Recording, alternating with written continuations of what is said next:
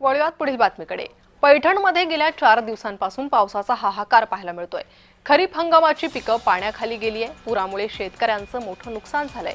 पांढऱ्या सोन्याला मोठा फटका बसलाय। बोंड सडू लागली आहे। सोयाबीनला कोंब फुटलेत। पिकं पिवळी पडली आहे। त्यामुळे शेतकऱ्यांची चिंता वाढली आहे।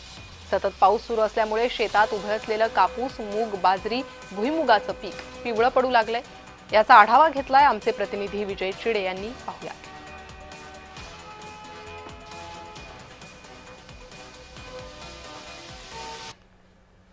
जर पाहिलं तर मराठवाड्यामध्ये पावसाने हाहाकार माजवला आहे।